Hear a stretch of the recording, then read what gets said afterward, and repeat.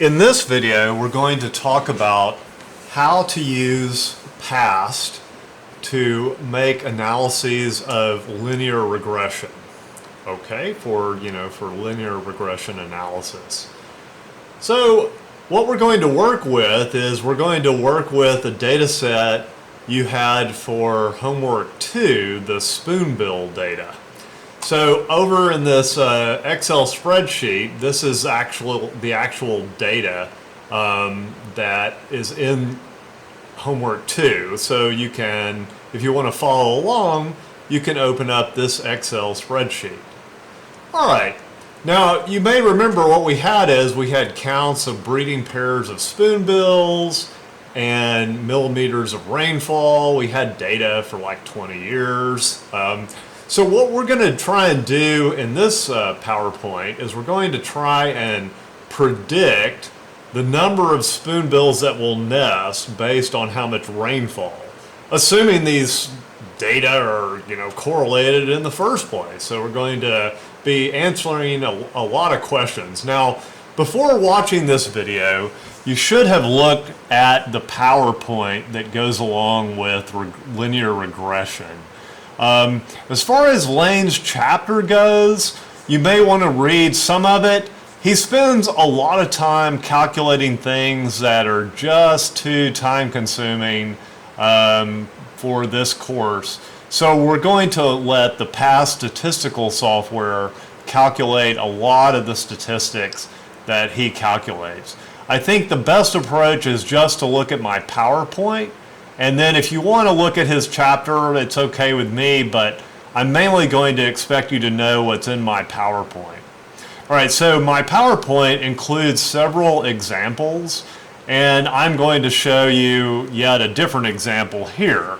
After looking at these examples in the PowerPoint and this example, you should be able to work some of the exercises at the end of Lane's chapter.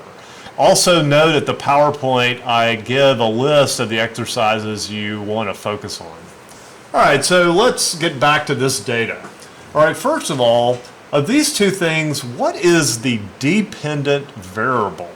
So the dependent variable is actually the counts. We're trying to predict, what a count would be based on rainfall. So rainfall is the independent variable. When working with linear regression, this is the first question you always have to ask yourself, because if you set this data up incorrectly in past, all your answers are going to be wrong. So what we need to do is we need to put these two sets of data into past separately. So we want to first copy millimeters of rainfall. Whoops, that's not what I want to do. Hold on.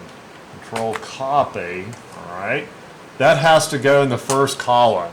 See, I've already pasted it in here. And then you have to put the independent data in the second column. So notice I've pasted the count here in the second column. Okay, so let me go ahead and close that window. So now, what can we do with this data? Well, first of all, you already know how to get sort of a regression line because you actually did that as part of, I guess, homework 1. But just to recap how that's done, you select the two columns, so I'm holding down the shift key as I click on the other column. And then I go over here to Model, Linear, Bivariate. All right? So here we have a relationship between the counts and rainfall. And it almost looks like fewer pairs are nesting with increasing rainfall. But is that really what's going on? Like, should we have any confidence in making a statement like that based on this data? As you can see, there's a lot of spread around this line of best fit. By the way, let's talk about what that line is. So this line is placed in such a way that it minimizes the residuals. Now, what a residual is, that's a distance from this line to that dot, this line to that dot, this line to that dot. So the distance from the line to the various dots, that's what the residuals are. You may even notice there's a little tab up here to where we can see what actual residuals are for each data point. Okay, so I'm going to move in a little closer here. Let me just be sure that this is still in focus. Hopefully you guys can see all this all right. All right, now let's talk about, actually I'm afraid that may not be. I'm going to leave it back just a little bit there. Let's talk about what we can do with that data, or how we can interpret that. So at first glance, it kind of looks like the data is decreasing a little bit. All right, well, let's see if we can write some kind of formula that would predict what sort of what new value we would get. All right, we're going to need some statistics here to do that.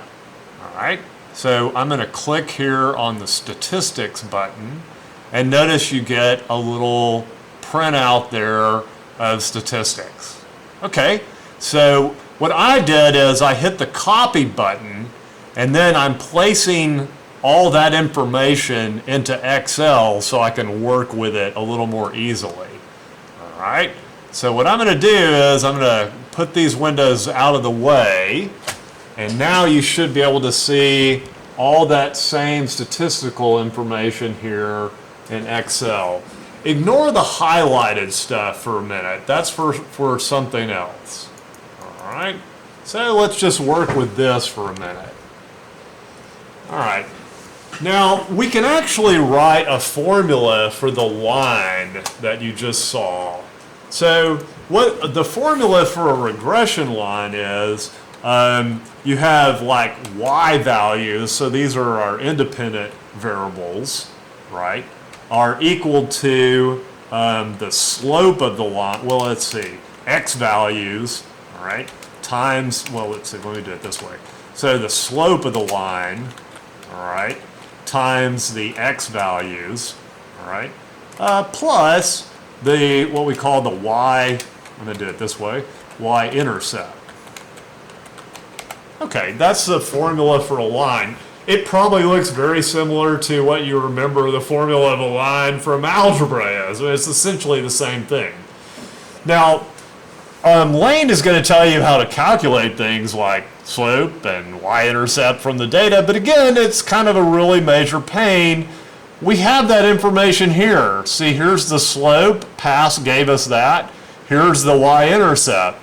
So PASS gives us that as well. So luckily, we don't need to do that.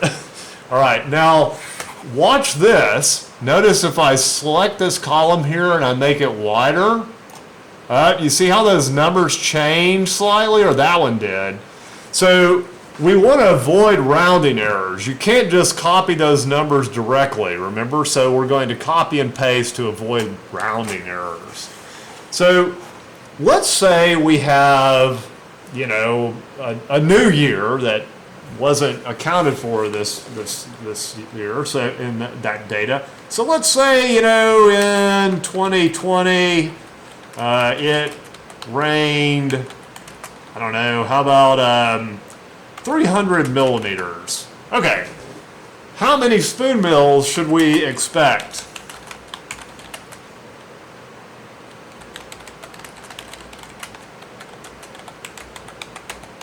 Okay, so that's the question that we're going to be answering here.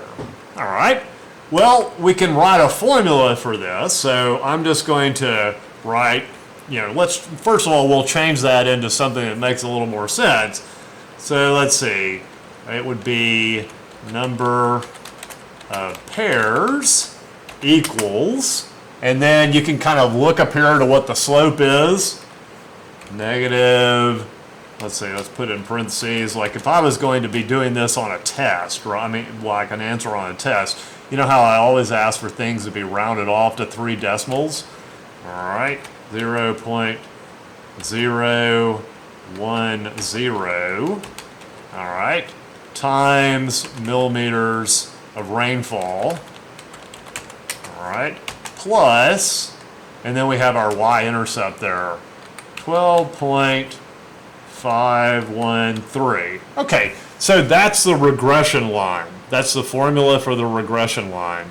We can use that formula to tell us how many pairs there are if we have 300 millimeters of rain in a certain year. All right, so I'm going to set this up using a formula, all right, because I don't want to have some sort of rounding error. So remember, what I want is the number of pairs, okay? So we're just going to put in the formula here. So we've got 300, right, millimeters times, you look up here to what the slope is. Notice that's in I3, it looks like. So I'm going to put I3, so it'll just paste it in. I don't have to copy it. All right. Plus the y-intercept, which is in I5, looks like, the way I've pasted it. Okay.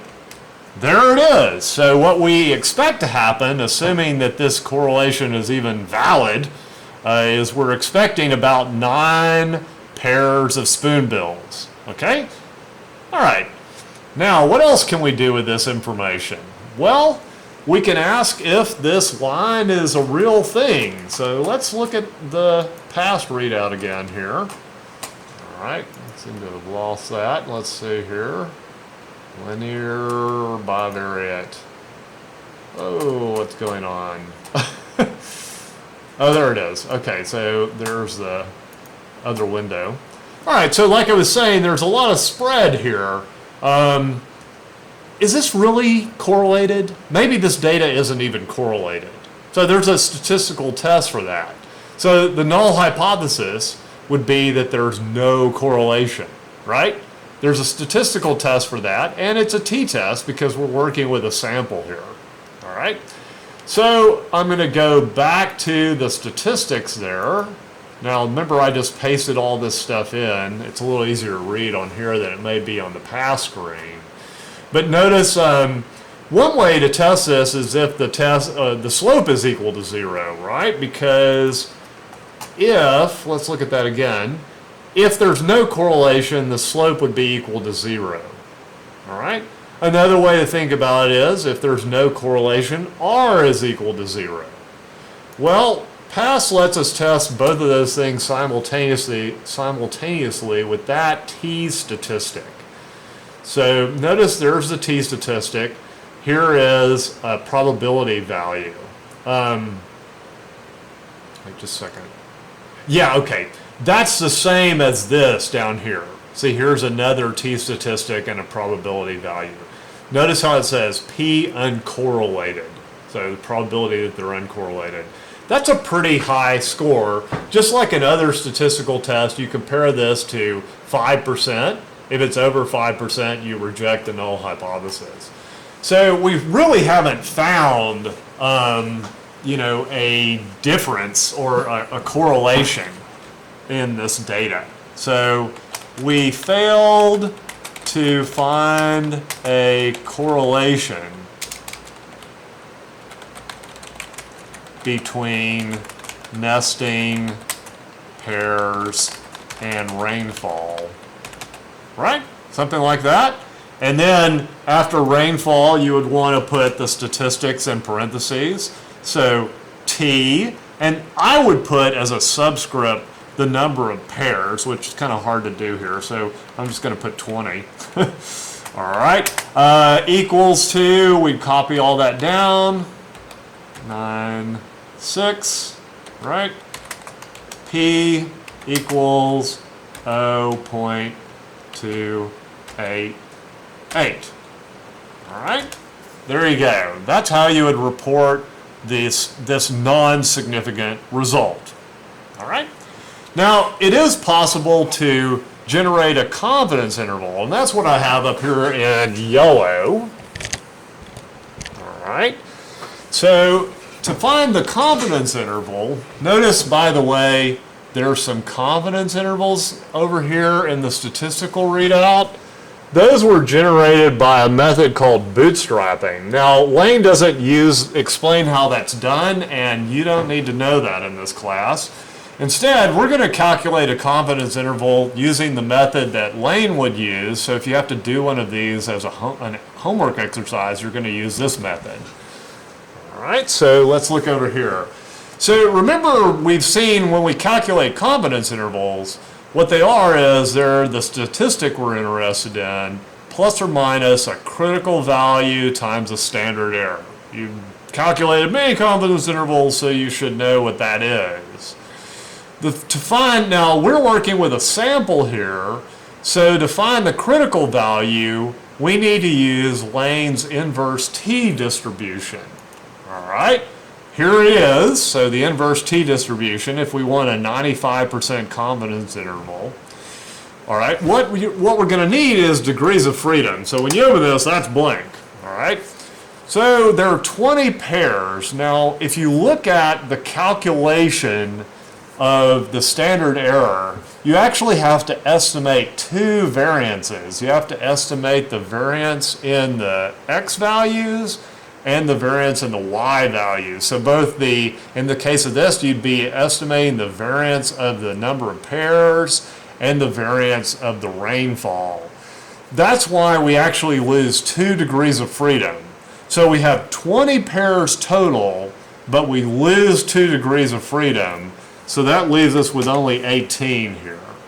So if you want a 95% confidence interval, this is the critical value you would use. If you needed a 99% confidence interval, that's the critical value you would use. So I've worked this using 95 because it's sort of the most common. All right? So here's the critical value that we need, 2.101. Okay, now what we can do then is we can, I think, do a lot of pasting here. So if we want a confidence interval around the slope, we're going to need, I'm just going to write a formula here. I'm going to get the upper limit first, right? Equals to I3, looks like, plus, now we need the T critical, 2.101, all right. Whoops, hold on, I gotta put a parentheses in there. 2.101, okay.